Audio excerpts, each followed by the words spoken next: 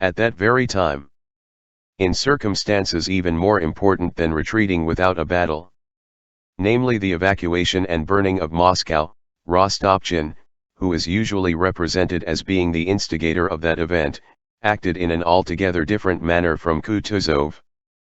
After the Battle of Borodino, the abandonment and burning of Moscow was as inevitable as the retreat of the army beyond Moscow without fighting.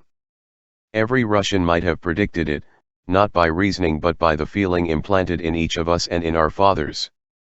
The same thing that took place in Moscow had happened in all the towns and villages on Russian soil, beginning with Smolensk, without the participation of Count Rostopchin and his broadsheets.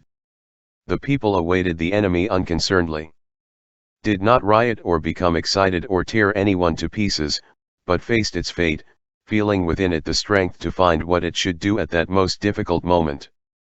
And as soon as the enemy drew near, the wealthy classes went away, abandoning their property, while the poorer remained and burned and destroyed what was left.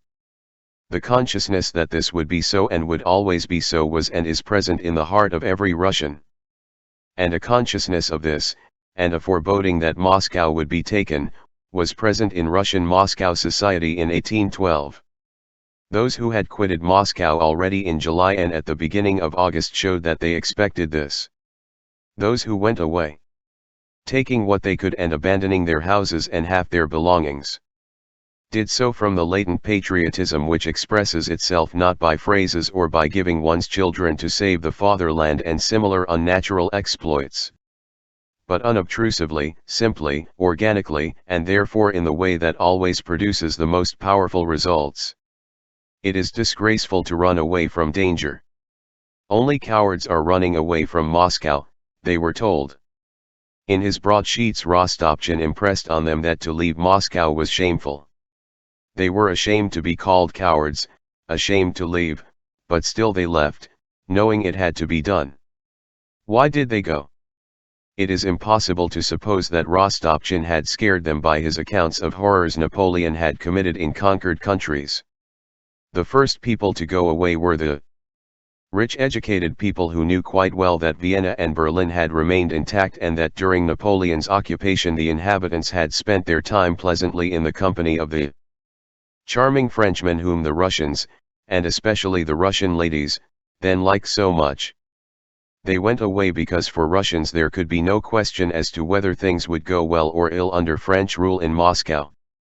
It was out of the question to be under French rule, it would be the worst thing that could happen. They went away even before the Battle of Borodino and still more rapidly after it.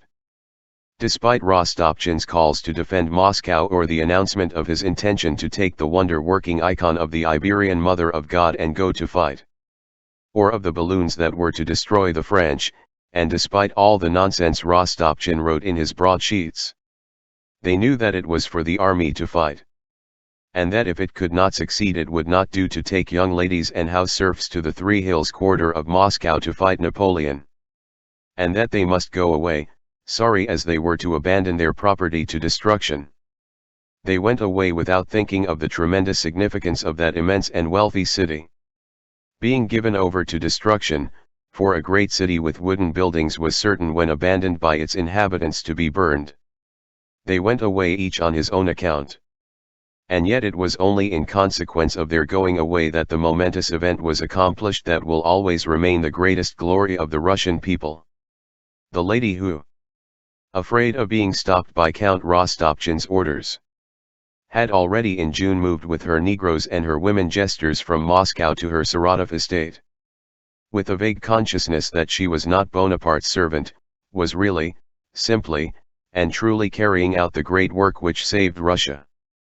But Count Rostopchin, who now taunted those who left Moscow and now had the government offices removed, now distributed quite useless weapons to the drunken rabble, now had processions displaying the icons, and now forbade Father Augustin to remove icons or the relics of saints, now seized all the private carts in Moscow and on 136 of them removed the balloon that was being constructed by Lepich, now hinted that he would burn Moscow and related how he had set fire to his own house, now wrote a proclamation to the French solemnly upbraiding them for having destroyed his orphanage, now claimed the glory of having hinted that he would burn Moscow and now repudiated the deed.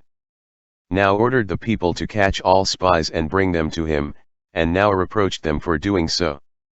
Now expelled all the French residents from Moscow, and now allowed Madame Aubert-Chalm, the center of the whole French colony in Moscow, to remain, but ordered the venerable old postmaster Klyucharev to be arrested and exiled for no particular offense. Now assembled the people at the Three Hills to fight the French, and now, to get rid of them, handed over to them a man to be killed and himself drove away by a back gate. Now declared that he would not survive the fall of Moscow. And now wrote French verses in albums concerning his share in the affair. This man did not understand the meaning of what was happening, but merely wanted to do something himself that would astonish people, to perform some patriotically heroic feat.